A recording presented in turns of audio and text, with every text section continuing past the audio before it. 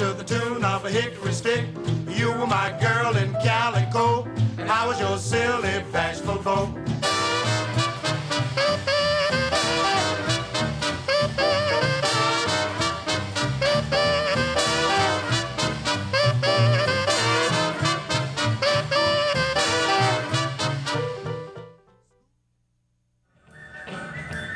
Down around the corner in a little school, children learn their lesson and the golden rule. 'Cause they got a teacher up from Basin Street, and she does her teaching with a boogie beat, teaching the ABC. Well, rhythm and beat. Well, every single morning. In the 1950s, our schools were bursting with the promise of a new generation, the post-war baby boomers. It was up to the schools to keep them safe, to inoculate them against disease, and to prepare them for a nuclear attack.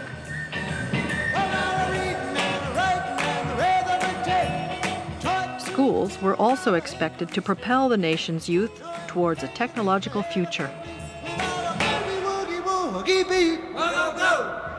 3 out of 5 students graduated in 1950, and almost 50% of them went on to college.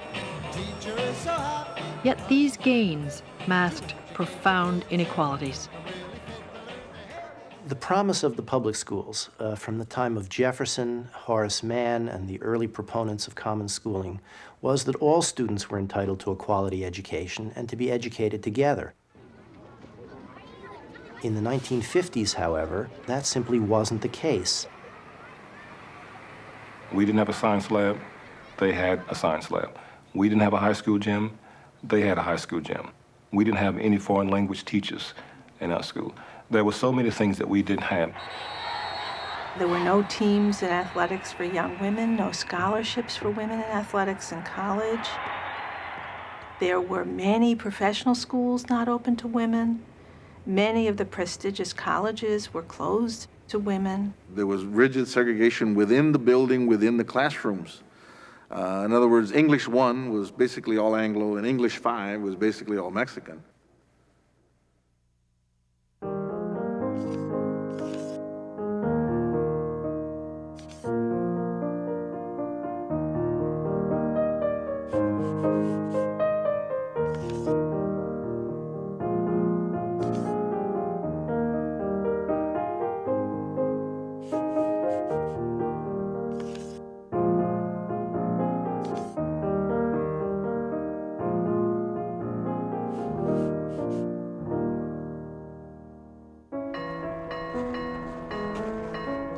It took a great wave of education reform from the 1950s through the 1970s to open America's schools to everyone.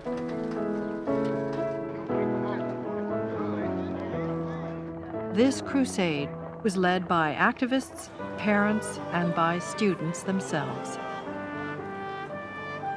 We weren't looking to grab or get things that didn't belong to us, just what democracy had said was ours and what our Bill of Rights and our Constitution has said belonged to us.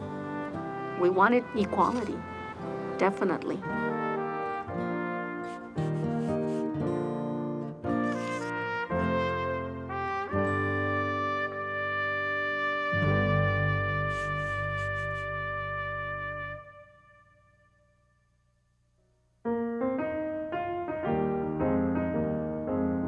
The modern fight for equality in the nation's schools began here in Topeka, the capital of Kansas, and it hinged on the issue of race. Topeka's $1 million high school was integrated, with blacks and whites attending class together. But most school activities were segregated. There were separate proms, separate student governments, and until 1950, even separate sports teams and cheerleading squads. At the elementary level, Topeka's schools were strictly segregated. There were 18 public schools for white children and 4 for African Americans. I lived in a neighborhood that was integrated, and I had playmates of all nationalities, Native Americans, Caucasians, that I played with, Hispanic children. And then when school started, we would go these opposite directions. And of course, your playmates you played with every day wanted to know, well, why don't you go to school with us? Shut out of their neighborhood school, Linda Brown and her sister had to walk through a railroad yard to catch a bus to the all-black Monroe School, 2 miles from home. Parents had fought this discrimination for years. They went to the school board, they talked to the school board, they did everything that they could in order to get them to understand, hey, our kids are deserving of the same type of education that you're giving to everybody else. We pay taxes here, we are citizens here. Of course, the school board at that time felt like that they were giving us, that old separate but equal type of thing, which really turned out to be separate but unequal.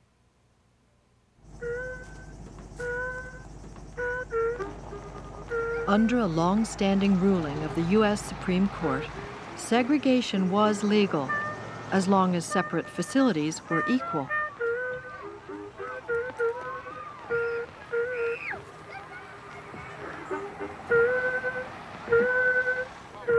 Since the 1930s, lawyers for the NAACP had traveled throughout the South, gathering evidence to prove that segregated schools were never equal, and that black schools were often desperately inadequate. They believed that school was the place to bring down segregation in America.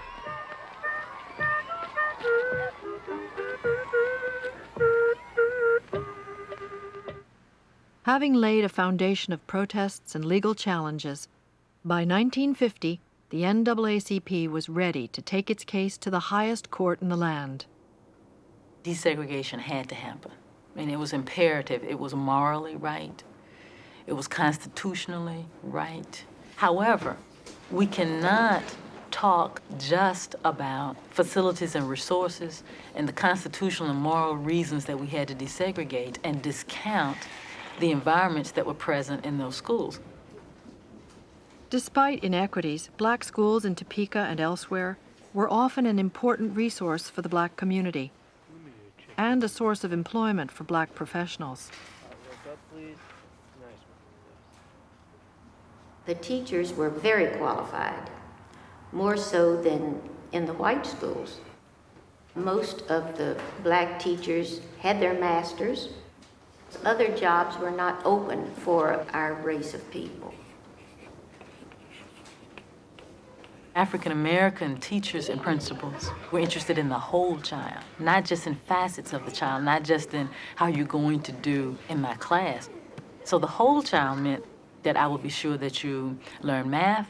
I will be sure that that I somehow buffer you against a society that's telling you what you can't do by sending a counter message that tells you what you can do. Still, even in Topeka, where black teachers were unusually well qualified, black children were being shortchanged. Our books at Monroe School were 4 or 5 years behind what they were in the white schools, you see.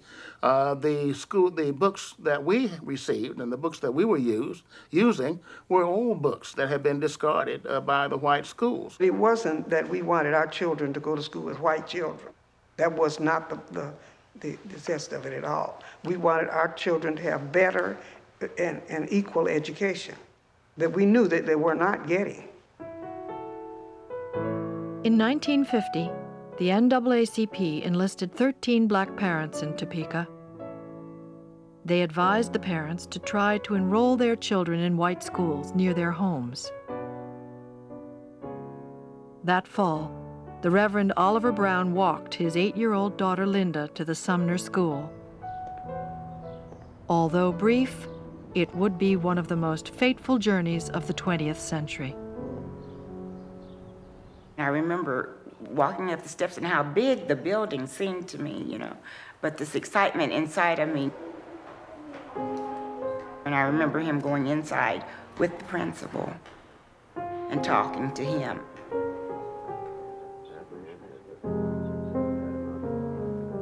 Being young, you know, I really didn't know what was going on, but I knew something was wrong because walking home, I could feel the tension, you know, when he took me by the hand, that something was going on. As expected, each of the Topeka children was turned away. A lawsuit was filed as Brown versus the Board of Education of Topeka. The case went to the Supreme Court, where it was argued by Thurgood Marshall and other attorneys from the NAACP Legal Defense Fund. They spoke not only for Linda Brown, but for other children from South Carolina, Delaware, Virginia, and Washington, D.C. Together, these cases were presented as powerful evidence that 60 years of legalized segregation had to end.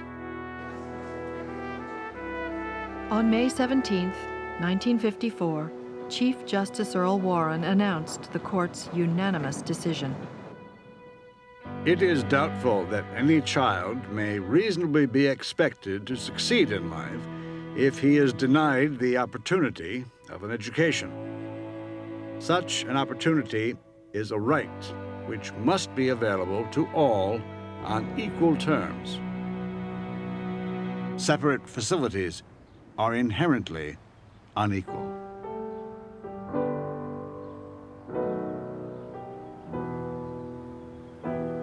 I was at school the day the decision was handed down. Mother was home. I remember her talking about this and being so excited. Then when my father came in, he was overjoyed. My mother said that she remembers him embracing us and, you know, saying thanks be to God for this and just being overwhelmed. I was at home and I was preparing supper. And the phone started ringing, you know. And I don't know whether I ever finished preparing the supper or not because we were so elated, you know. And one was calling the other one and the other one calling. Their line would be busy and it was a jubilant day. It really was.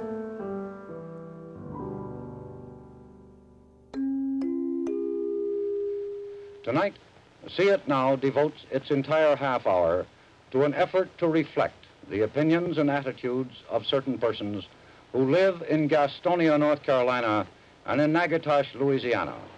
An era comes to an end. Our court has said that the doctrine of equal but separate public school education has no place. Separate but equal privileges. I think that probably that opinion is out of date. The Negroes certainly deserve equal rights as far as education in schools are concerned, but I'm against the Negroes and the whites going to school together. Suppose now we hear what ideas you have on the Supreme Court decision. I think it's the wonderfulest thing that ever happened to America. I'm pleased with the issue that segregation has ended. But for myself, I would not like to attend the schools with the white children because of the fact that we aren't welcome. In Topeka and other cities in border states, schools tended to comply with the decision. In 1954, Linda Brown was entering a junior high that was already integrated. Her little sister would attend the newly integrated Sumner Elementary School. It was always the children being integrated. No one ever came to the teacher and said, we want you on in this meeting because we have something for you, and that was never brought up. Over the next 2 decades, over 30,000 black teachers in the South would be displaced. When African American teachers kicked out of the school system in the name of integration, when African American principals are fired or demoted, when you lose that kind of representation, from the African American vantage point, we're not achieving the segregation. We may be achieving racial balance. We may be undoing the separate part of it, but we at the same time exacerbating the unequal part of it. In the 1950s, most of the South defied the Supreme Court. Parents and politicians vowed that white children would never sit in class next to black children, and that the federal government had no right to interfere with local schools. There will be no enforced integration in Virginia. I will not force my people to integrate against their will. I believe in the democratic processes and principles of government wherein the people determine the problems on the local level, which is their right. The federal government versus the states was the debate, whether or not we were interfering with states' rights. And the most fervent opponents of the federal government getting into education were those people in the South who were running the apartheid school systems. In 1957, the governor of Arkansas called out the National Guard rather than allow 9 black teenagers to integrate Little Rock's Central High School. His challenge was met by President Dwight Eisenhower, who sent federal troops to enforce the law.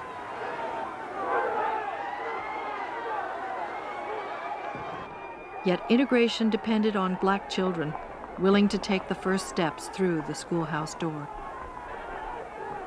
Their sense was that we are going into an environment where we're not wanted. The teachers are going to be hostile. The students think of us as a despised race. We cannot make friends. We will be isolated and discriminated against. And the question for African Americans is, do you want your children to pioneer this process? Do you want your children to pay this price?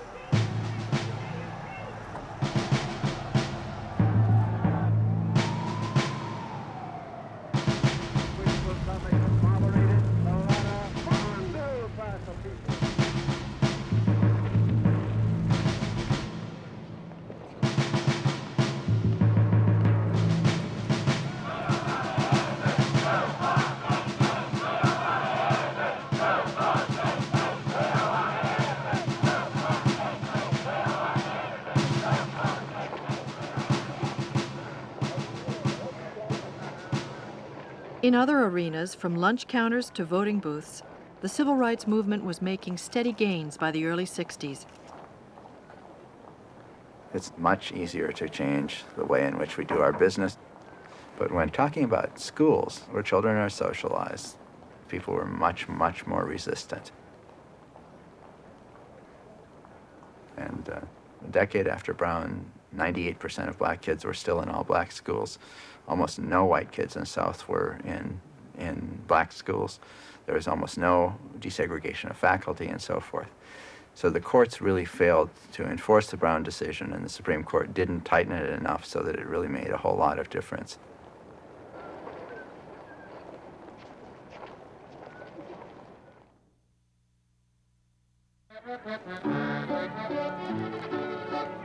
Late in 1963, the nation's public school children gained a new champion, a former school teacher, now president, named Lyndon Johnson.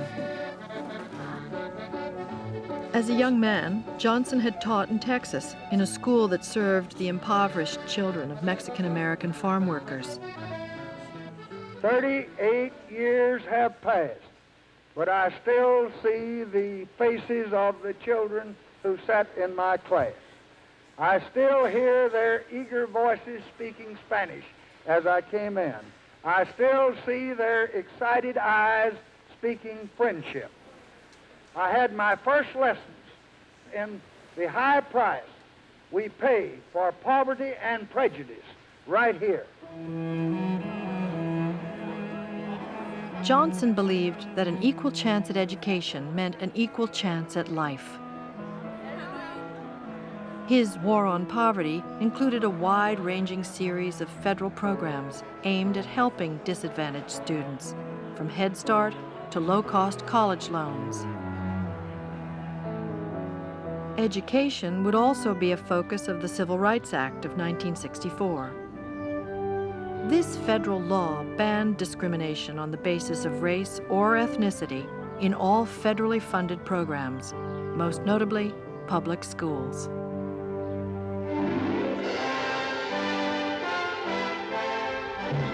Congress passes the most sweeping civil rights bill ever to be written into the law, and thus reaffirms the conception of equality for all men. 5 hours after the House passes the measure, the Civil Rights Act of 1964 is signed at the White House by President Johnson. There was a carefully thought out strategy involving carrot and the stick. The Civil Rights Act said, among other things, that states and school districts could lose their federal funding if they refused to desegregate their schools. The Civil Rights Act then was the stick, the threat of losing federal funds. The carrot was a significant increase in federal funds that came in the form of the Elementary and Secondary Education Act of 1965. In its first 4 years, the Elementary and Secondary Education Act provided an unprecedented $4 billion to aid disadvantaged students.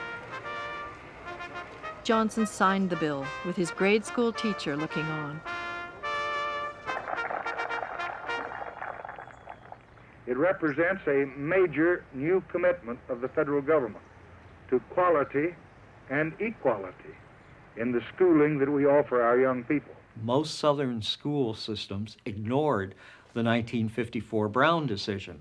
But suddenly, when money got involved in it, the federal government had the power then to police local school systems. They could go in and say, are you integrated? And if you're not integrated, we're going to cut off your funds. Well, Johnson was from Texas.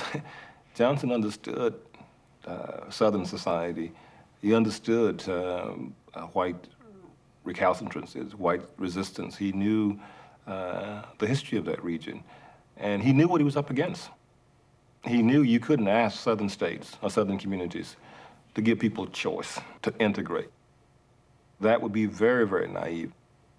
Pressured by the president, new federal laws, and the civil rights movement, the South finally gave way. 8 years after the Civil Rights Act, 91% of Southern black children would attend integrated schools.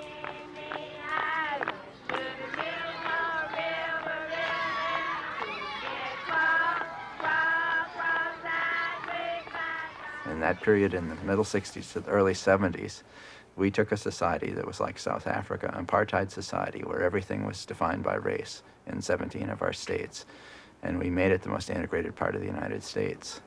That was a huge accomplishment very few democracies have ever done in peacetime.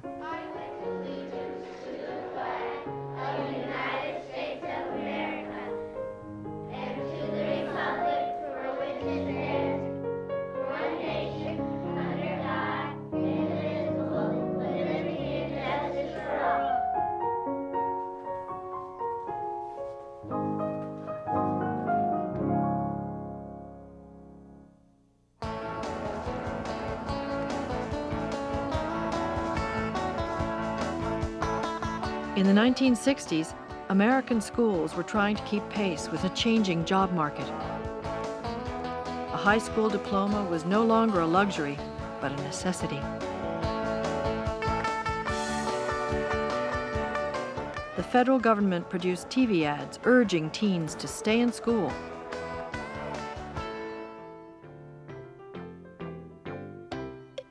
You may think you know what it's really like when you start work without a good education. But the fact is, starting to work without a good education is like going for a swim in a cement overcoat. The only place you'll go is down. To get a good job, get a good education.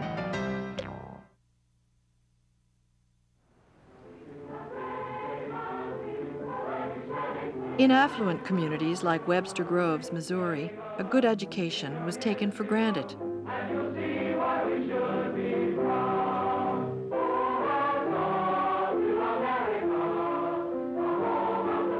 85% of high school sophomores here in 1966 planned to go to college.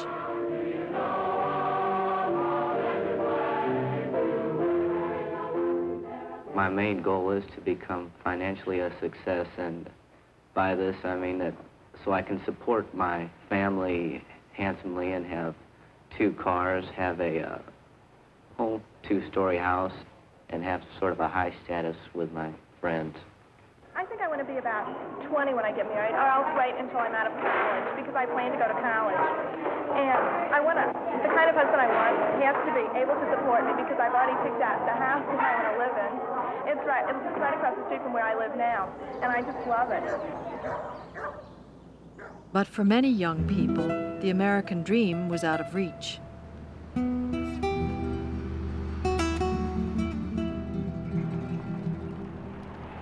In the Southwest, most Mexican Americans never made it to high school. Those who did often found that the road to opportunity was closed. We were told by some of our teachers that you Mexicans are never gonna amount to anything. When we would go into the counselors that we wanted to go to college and we wanted to take different classes, they would tell us, no, you're not gonna go to college.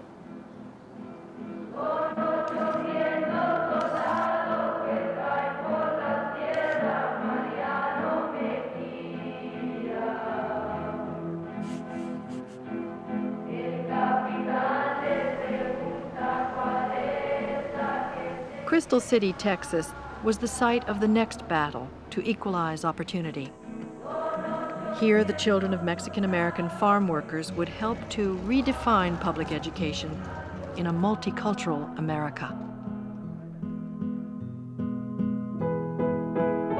In 1968, 87% of Crystal City's high school students were Mexican-American. Yet the principal, most school board members, and 3 out of 4 teachers were Anglo. Whites controlled not only the school curriculum, but also school activities.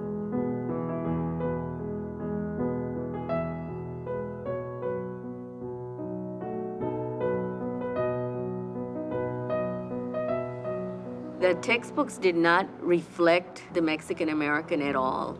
The only thing that it talked about was the Mexican bandido having a siesta all the time. And there was nothing positive.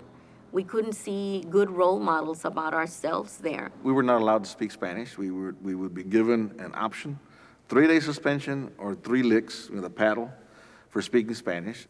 Educational theory at the time assumed that the persistence of the Spanish language constructed a barrier to educational achievement. And so the schooling system assumed that this was their burden to, in a way, civilize or Americanize the Mexican community. And the Mexican community recoiled at that. In the American schools, they want to make Anglos out of all of us. In fact, they want to take our Spanish away to teach us English. Well, you don't make anybody greater by making them less. Jose Angel Gutierrez, a graduate of Crystal City High, had earned a master's in political science and become a leader in the Chicano civil rights movement. In 1969, he returned to Crystal City, where he helped students draw up a list of demands to the local school board. They wanted teachers to stop calling them names like animals and stupid idiots. They wanted to create an educational program that respected their lives as Mexican Americans. At the Crystal City School Board meeting, parents gathered to support 16-year-old Severita Lara as she tried to present the petition. People were saying, listen to us, and we want to present our demands. The school board president made a motion for adjournment, and it was second, and they just got up and left us there. And then I turned around and told the parents, see, this is what they do to us. They don't want to listen. The next day, 500 students stayed out of school. Within a week, more than 2/3 of Crystal City's high school students were on strike. Crystal City was not unique. There were over 200 walkouts across the nation. We were trying to dramatize the unequal education that we had. Mind you, we were for education, which is incredible. Here you have these young kids saying, we want better education, we want more education. Students contacted the Civil Rights Division of the U.S. Department of Justice, which sent federal mediators to negotiate. The problems we face as Chicano students are faced by all Chicanos throughout the Southwest. Every demand that we made on Mexican-American books, on a Mexican-American class, on Mexican-American teachers and a counselor was, if there is funds for it, we will provide. If there is no money, we will not. I think that was the best lesson that I ever had in politics, that school board controlled what went on in our schools, and that being part of that school board was very important.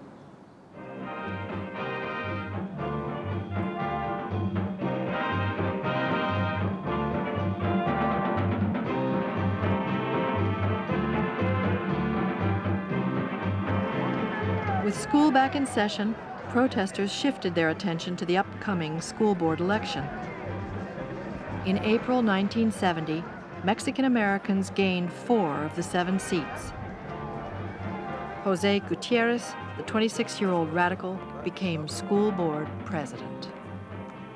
The Monday night meetings of the school board were more powerful than the football game and the movies on television. People came to the school board meetings by the hundreds to see, because every meeting was like a reform.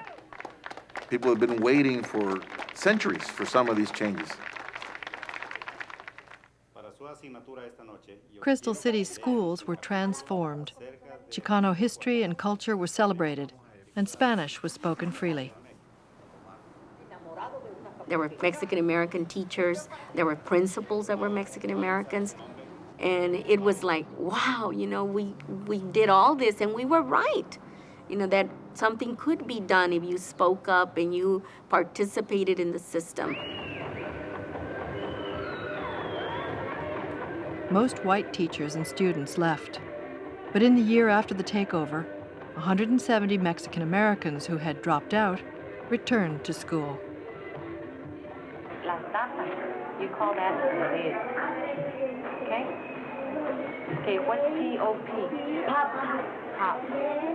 Like pop. The Crystal City schools became a laboratory for bilingual education. An outgrowth of Johnson's War on Poverty, the Bilingual Education Act offered federal money to help schools meet the needs of children whose first language was not English. Circle and a square. I have a circle. You have a circle and a square. Very good. I was happy to be among the earliest supporters of the idea that children who could not understand the language of instruction receive instruction in a language they understood in order that they not fall behind their peers while getting special instruction in English. And then hopefully, within a year to 3, a child should be able to transfer into English instruction. In 1974, bilingual education got a boost from the U.S. Supreme Court. Lawyers had sued the San Francisco School District on behalf of 8-year-old Kenny Lau and 1,800 other Chinese-American elementary students. Their school held classes in English only, which few of the children understood. And the San Francisco schools made the argument, hey, we're treating everybody here the same. What's the problem? Where's the discrimination? The Supreme Court finds that there is discrimination here, that where children are different, sometimes equality of treatment requires that you treat them differently in ways that respect their educational needs.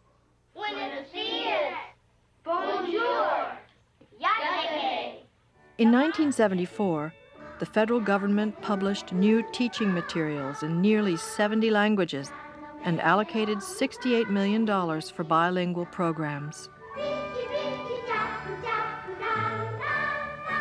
But was the goal to bring non-English speakers into the mainstream as the government wanted? Or to preserve diverse languages and cultures, as activists in Crystal City hoped? That debate would continue into the next century.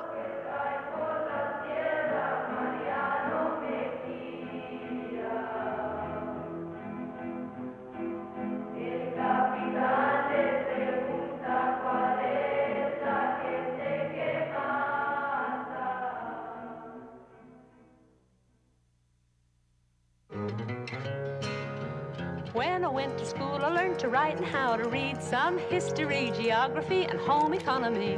And typing is a skill that every girl is sure to need to while away the extra time until the time to breed. Then they had the nerve to say, what would you like to be? I says, I'm gonna be an engineer. No, you only need to learn to be a lady. The duty isn't yours for to try and run the world. An engineer could never have a baby. Remember, dear, that you're a girl. She's smart for a woman. I wonder how she got that way. You get no choice, you get no voice. Just stay mum, pretend you're dumb, and that's how you come to be a lady today.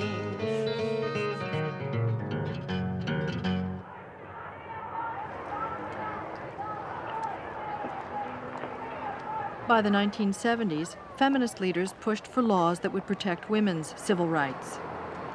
They demanded equal opportunity in employment, and they blamed the educational system for holding them back. We're being discriminated against in many places, especially in education. There are a lot of difficulties now for women who are trying to get into graduate schools. You think that if you were a man, you'd be able to get into those graduate schools? Yes, I do. It was perfectly legal for a law school to say, we will have a quota. We will only admit a small percentage of women. For any institution of higher education and any professional school to say, we don't need to admit women, we won't admit women. After Title IX was passed, that was the battering ram that opened the door. Ratified by Congress in 1972, Title IX was closely modeled after the Civil Rights Act. It prohibited federal grants to schools or programs that discriminated on the basis of gender. Passing the law was the first step. The next step was getting that law enforced, and we saw that it was going to take a lot to get the government to enforce that law. As with Brown, the law is not self-implementing. It requires enforcement. And if the enforcement isn't very good, the laws remain on the books, but not yet a reality.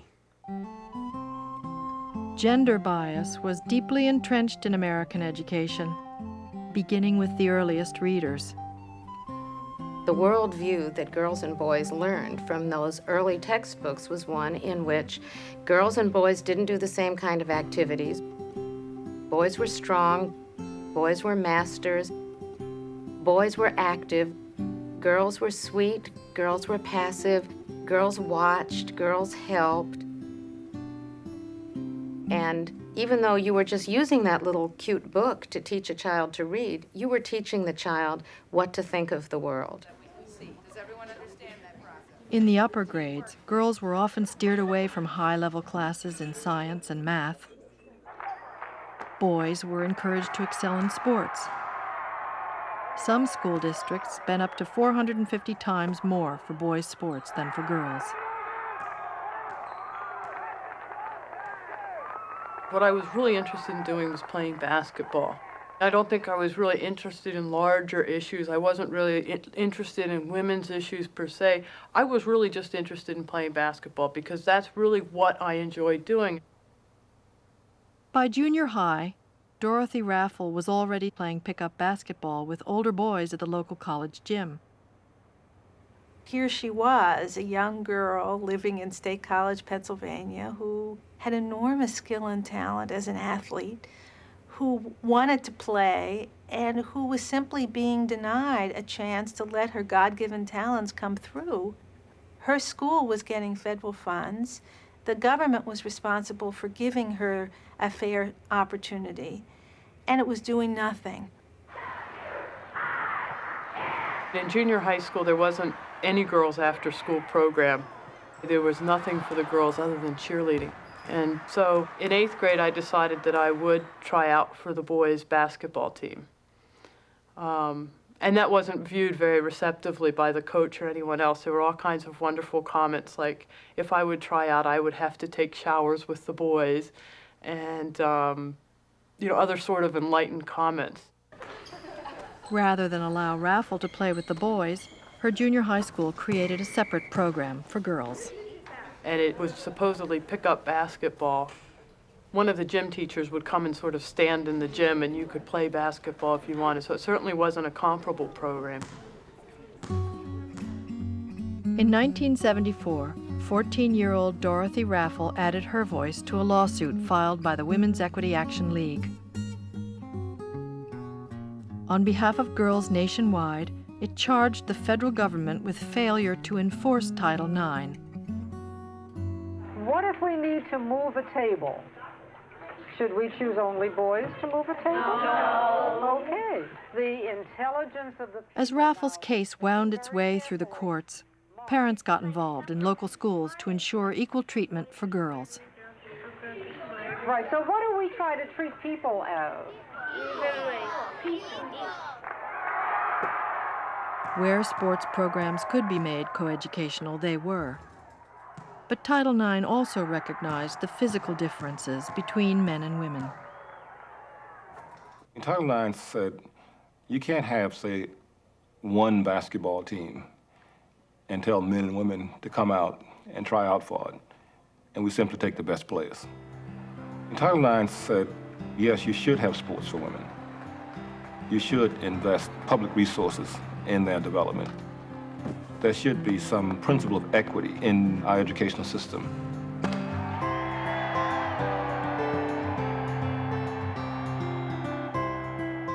Within 2 decades, 40% of all high school athletes were female.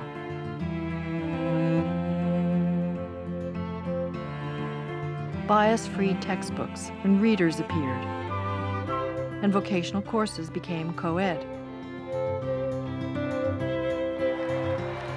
With more doors open to them, women began earning more than half of all undergraduate and master's degrees.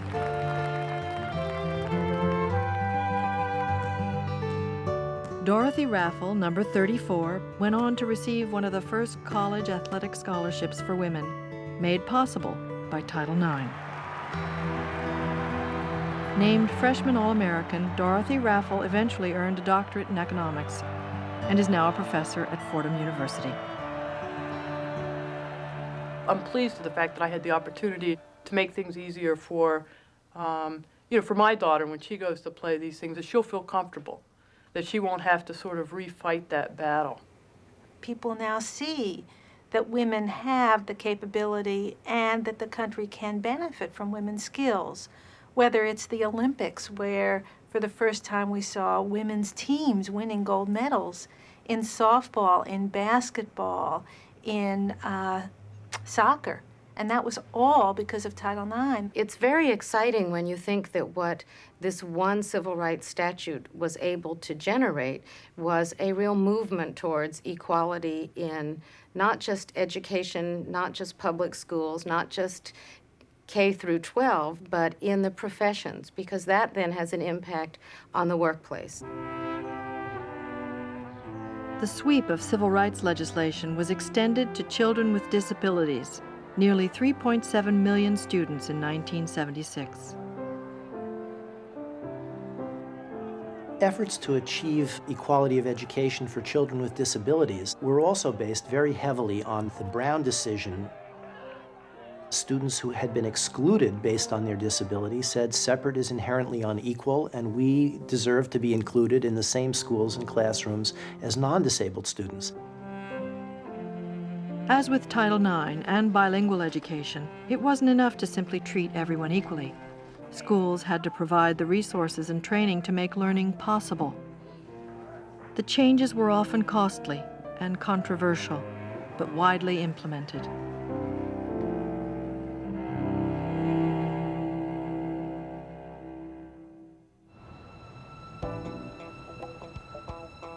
Yet with all the gains of the civil rights era, activists in the 1970s were frustrated by a growing problem.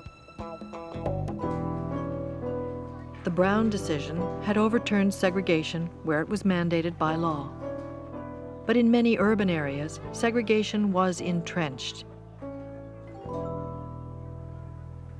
All northern cities were engaged in discriminatory practices.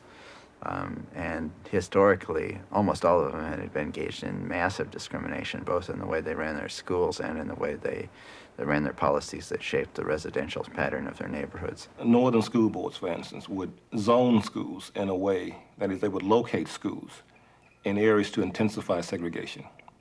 At the same time, there were no policies, no regulations, no laws that compelled them to do that. And so, because you've had this kind of institutionalized form of discrimination, it's very difficult to change it. In 1971, the U.S. Supreme Court ruled that busing children within city limits was a lawful remedy for segregation. Busing was used successfully to create more racially balanced schools in many cities. School desegregation is a feasible policy that is very popular when it's implemented properly. And we have some cities in the country that have done it substantially enough and thoroughly enough so that actually both races understand its importance. Most people whose children have been bused say it was a very satisfactory experience.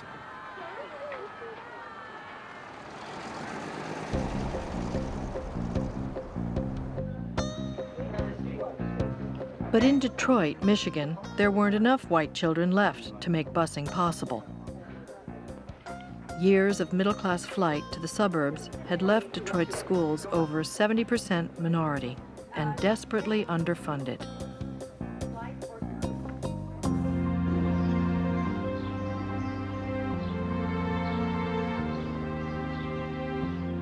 Just across the Detroit line, a healthy tax base supported a lavish school system. Schools in suburban Detroit offered students a rich array of courses and extracurricular activities. So in 1972, a federal judge ordered a radical remedy: bus the suburban students into the city and Detroit students out to the suburbs.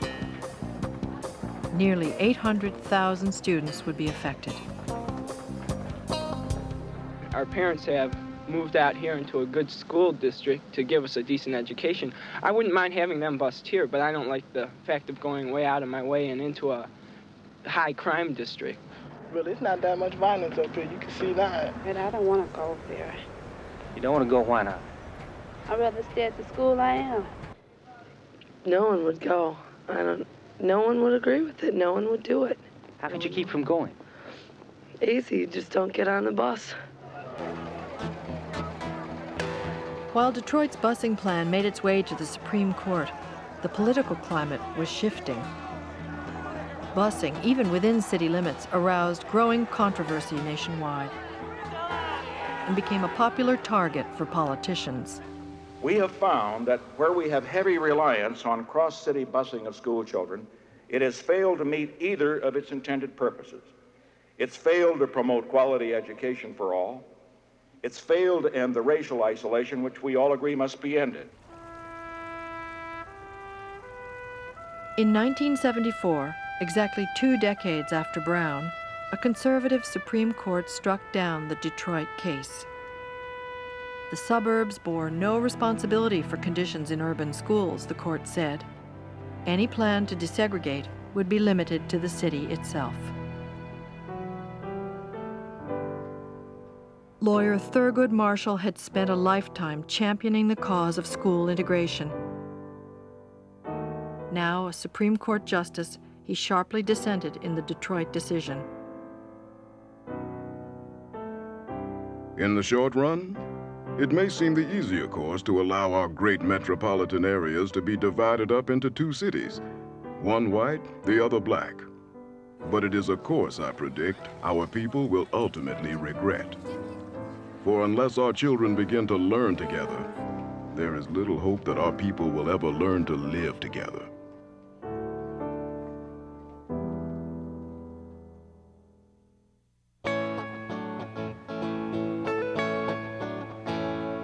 The 1950s had launched the third great wave of education reform.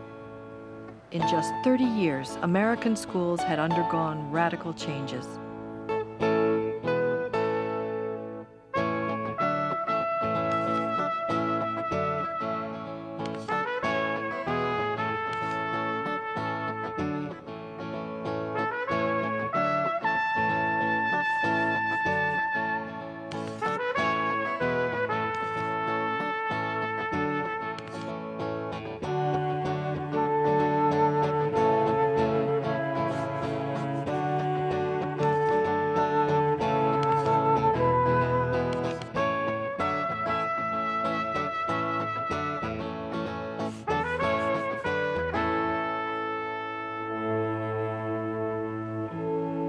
The push for equality had brought the courts and the federal government into American schools. Educators, then as now, would argue the consequences. We've had many debates about affirmative action, about desegregation, about what is feminism anyway, about our special needs children getting too much money. But I would argue that to have debates and action is precisely where we should be in a democratic society, instead of sweeping social injustice under the rug. We sometimes forget where we were in 1954, and I see a net gain for the society. I don't doubt that some things are better off, and I think that not being able to discriminate against kids on the basis of their skin color is a progress for the society. But it's sure led to a lot of litigation and lawsuits and busing programs and white flight activities and a whole slew of other things that many people would regard as having been harmful to the quality and performance of education and the health of the democracy.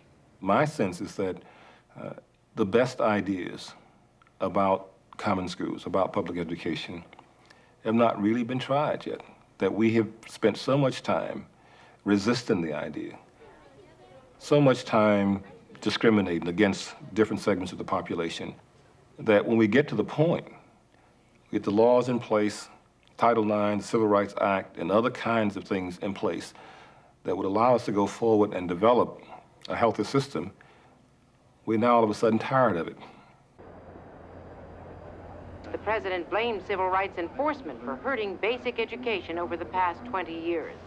The schools were charged by the federal courts with leading in the correcting of long-standing injustices in our society. Racial segregation, sex discrimination, lack of opportunity for the handicapped. Perhaps there was simply too much to do in too little time.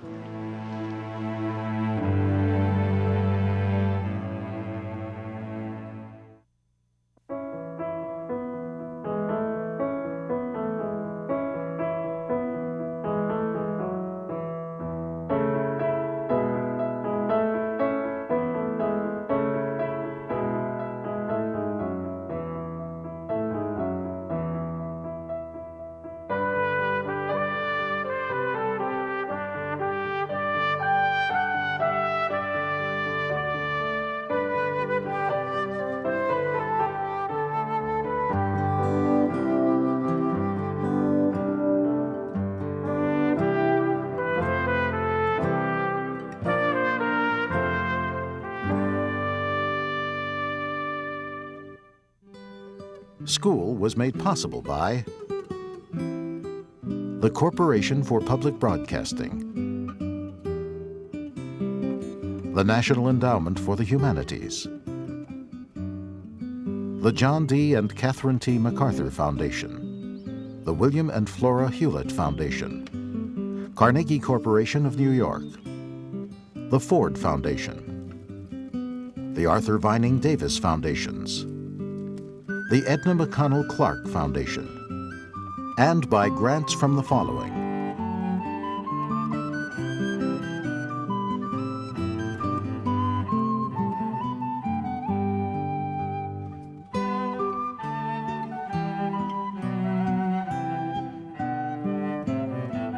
and by contributions to your PBS station from viewers like you.